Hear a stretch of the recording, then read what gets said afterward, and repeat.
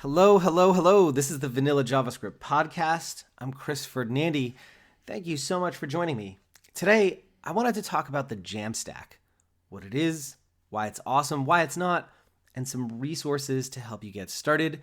Before we jump in, I just wanted to say I am sorry if you can hear my dog snoring in the background. She is deep asleep and being a little loud, and I don't have the heart to kick her out of the room. So hopefully that's not creating too much background noise as you listen. So, back in February, Nicole Sullivan replied to a "What's your contrarian opinion?" tweet with "JAMStack is 99.9% branding and 0.1% substance."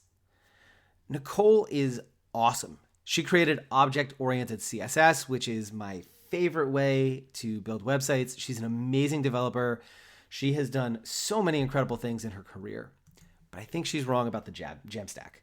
So, what is the JAMStack? In web development, your stack is the combination of technologies that you use to build and deliver files to the browser. LAMP, one of the most popular stacks, stands for Linux, Apache, MySQL, and PHP. This powers things like WordPress sites and Perch and a bunch of other CMSs that are quite popular. Mean stands for Mongo, Express, Angular, and Node. And there are variants of this for people who are building sites that run React server-side or Vue server-side, possibly also using Mongo and Express and Node, but not necessarily Angular. And JAMStack stands for JavaScript, APIs, and markup. And in many ways, it's a reversion back to the way we used to build websites back in the late 90s and early 2000s, where instead of having a database that you're pulling data from and dynamically creating content from templates on the fly whenever someone visits your site, you're uploading static HTML files that have already been built to the server, and those are what gets delivered to the browser. So the browser requests an HTML file and gets one back. It's already there. It doesn't have to be created when the user chooses to access it. One common misconception about JAMStack is that because it leads with JavaScript, it's all about frameworks and single-page apps. And while single-page apps are JAMStack sites, not all JAMStack sites are single-page apps. JavaScript is not the most important part of the JAMStack, even though the J comes first. Markup is. What makes a JAMStack site JAMStack is that there's no database involved at the point of request. You're not serving dynamically rendered HTML. You're serving static, flat HTML files that existed on the server before your browser ever made a request for them. So what about the rest of the stack? APIs can be used to add content to your JAMStack site. And sometimes that content is loaded with JavaScript. Sometimes it's pulled ahead of time when the HTML file is created. Some people use static site generators to give them a templating system that pulls content from markdown files. This is my preferred approach, by the way. Static site generators can often pull API data and render it directly into the HTML, cutting JavaScript out of the process entirely. So if you have content that doesn't update that much, but you do need to get it from another source, you can make that API request right in your static site generator, and then the completed file already has that content. It doesn't even have to use JS to get it, which is so awesome. JavaScript bridges the gap when dynamic or user-specific content is needed. So this is the kind of stuff where in a traditional stack, you would use the database and maybe some PHP and templates, or in a mean stack, you would use MongoDB and Express to get some content.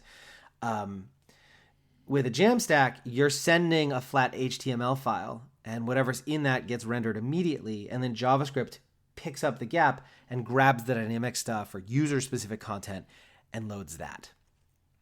So why is JAMStack awesome? Because there's no database to query and no files to generate, JAMStack sites are fast, like really, really, really fast. Your browser requests an HTML file from the server and gets one back almost instantly. Flat HTML files are also much easier to cache on a CDN. making them even faster. You can push them out around the globe so that they sit really close to where the person requesting them lives, and you cut down a lot of latency that way. Removing the database also means there's no database to hack, so JAMStack sites can be much easier to keep secure. They do use APIs, but those third-party API vendors are often much better versed at managing security of their stuff than you would be. And it's a very narrow attack vector versus having an entire database that gives you access to the whole site. And without an expensive database to maintain, no queries to run, every time someone requests an HTML file, the overall computational needs for your site go way down as well. Huge spikes in traffic don't break your site.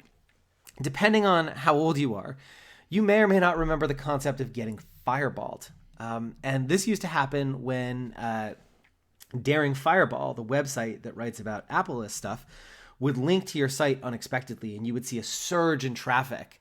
And depending on your host and how big your site was already, your database might not be able to keep up with all that traffic, and it would just crash, and people would start getting like empty pages, 404s, things like that. With static sites, that is so much less likely to happen because there's no heavy demands on the server. It's just, you want a file, here's a file. You want a file, here's a file. I run about a dozen sites, some of them relatively high traffic, from a single $5 DigitalOcean droplet, which is awesome. It costs me so little to host and maintain my sites. And this also dramatically reduces the environmental impact of the things we build. All of these servers that we run for all of the stuff that we build are really expensive, just in terms of CO2 output. And building sites that have a smaller footprint is also an environmental issue. This reduces the amount of servers that you use and the amount of kind of carbon from our profession, which is an awesome thing. JAMStack is a little bit marketing hype. So, Nicole isn't entirely wrong here. JAMStack is really just a fancy way of describing the way we all used to build websites before. The approach is not new. Some of the technologies involved are new, but the approach is really not new. There is some marketing hype here. Nicole's definitely right about that, but that doesn't mean that there's no substance there.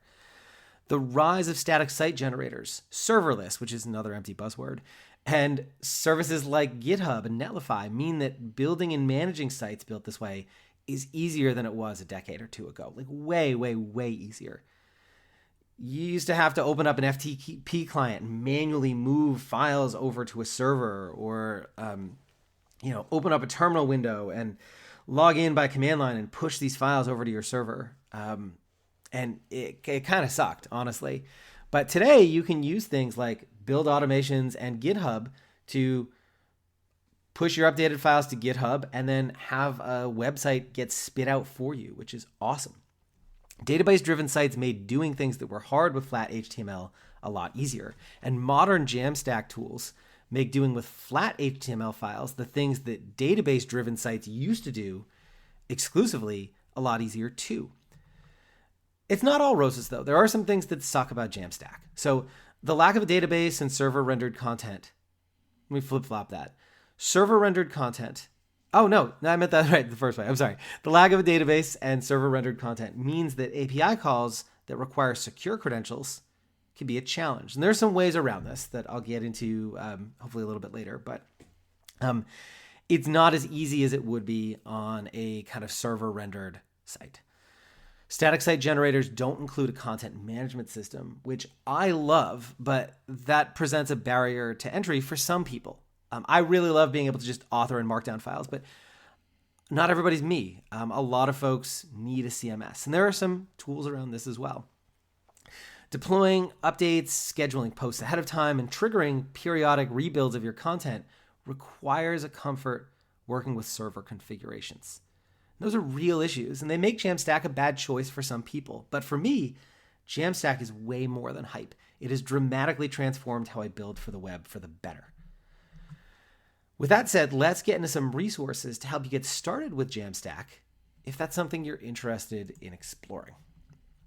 So at its heart, JAMStack is about flat or static HTML files.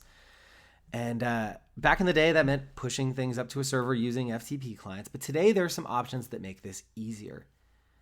Many, maybe most JAMStack deployments are built around Git.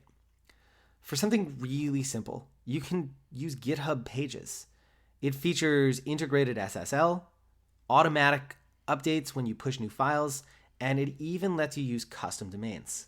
Oh, and it's free. The custom domains piece is not, but all the other stuff is totally free, which is really cool.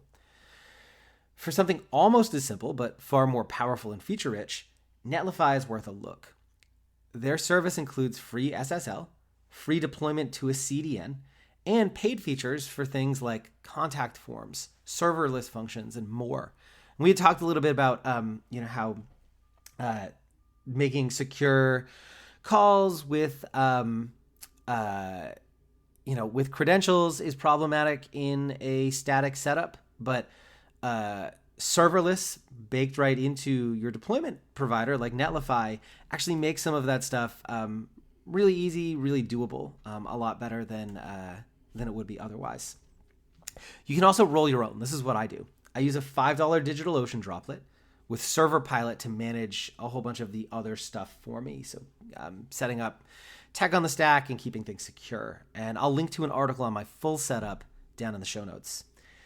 Using a Git-based workflow doesn't mean you need to learn command line either. If you use GitHub, they have a fantastic desktop app that helped me understand how Git actually works behind the scene.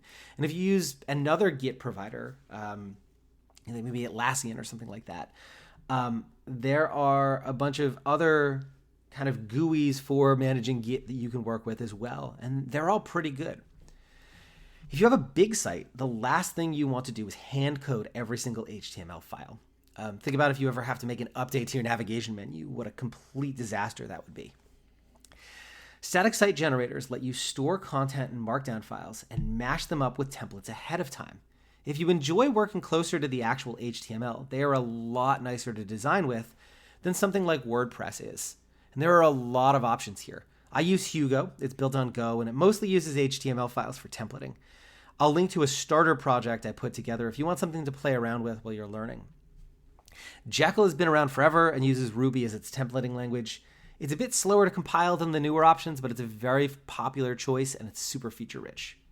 11D is the new kid on the block. It was built by my friend Zach Leatherman.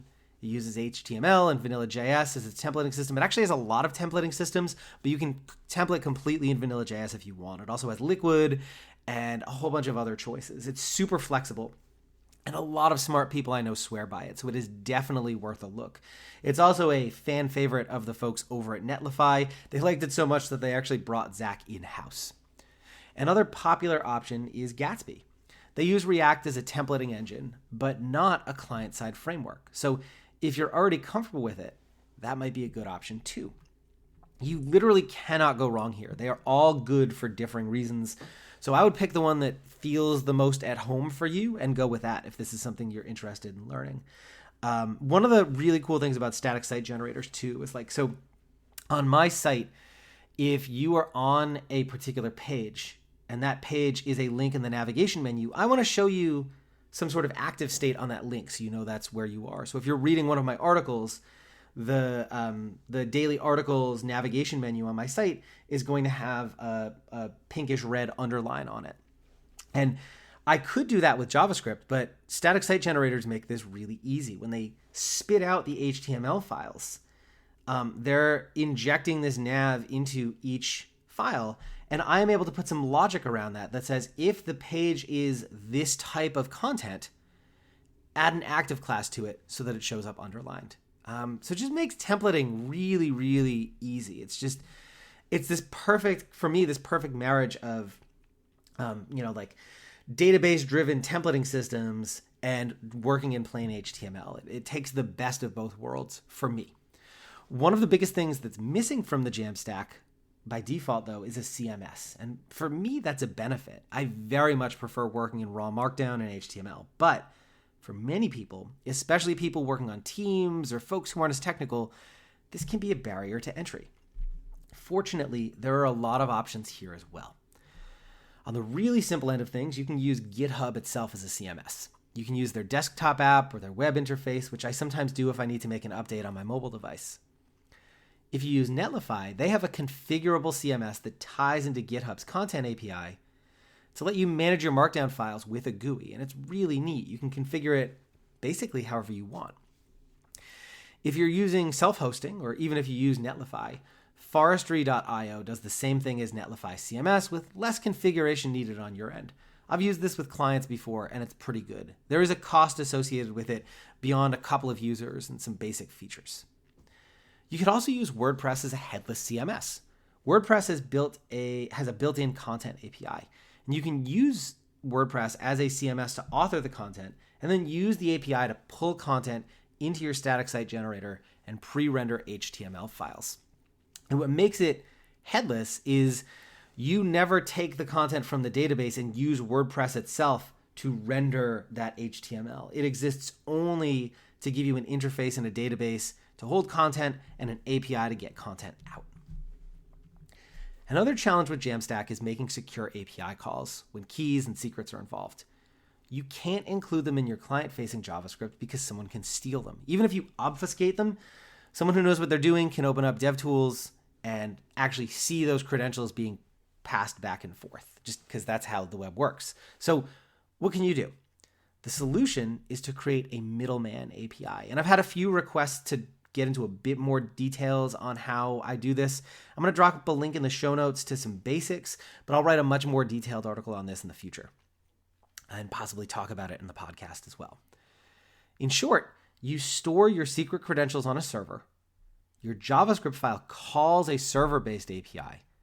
So you set up an endpoint on a server that your JavaScript calls. You take the credentials that are saved on the server to make your real API call from the server, get data back from that API, and then pass it back to the JavaScript. So you're effectively creating an API that calls another API and then sends that data back. I use a headless instance of WordPress for this. If you're on Netlify, they offer a feature called Functions that acts as a server as a service. It's officially a serverless offering, which is dumb because the server is actually involved, but it's basically a server as a service. So you don't have to spin up your own server. You can just write a couple of functions and create an endpoint for them. Cloudflare also has an option for this called Cloudflare Workers, and it's super cool because it uses Vanilla.js instead of Node. I typically write my articles ahead of time and schedule them to go live on a certain day and time. But scheduling posts ahead of time with static HTML is challenging too. So all of the static site generators I recommend above include a publish date option on the files that you create. You can say when this file was supposed to be published, and you can schedule it in the future. And if it's a future dated article or post or page, the static site generator will not create an HTML file for it. But how do you get a JAMStack site to rebuild itself and render the new HTML file when it's time for that post to go live? The trick here are hooks or triggers that tell your host to recompile your site at fixed intervals. Since I host my own site, I set up something called a cron job to run every hour. Any post whose publish date is before the current time gets built and becomes published. If its publish date is in the future, nothing happens. If you're using Netlify, you can use GitHub Actions and a webhook to trigger a new build on Netlify as well. And I'll drop a link in the show notes on how both of those things work, my setup and GitHub with a webhook for Netlify users. This is unfortunately one feature you'll miss out on if you're using GitHub Pages for your hosting. I love the JAMStack, and I want more people to make the switch. So if there's anything I missed or anything you have questions about from the show, please reach out and let me know. And if you want to finally master JavaScript, head over to vanillajsguides.com and check out my pocket guides and video courses. They're short, focused, and made for beginners. You'll learn the ins and outs of a topic in under an hour, and as a listener of the show, you can take 30% off with the code podcast at checkout. See you next time. Cheers.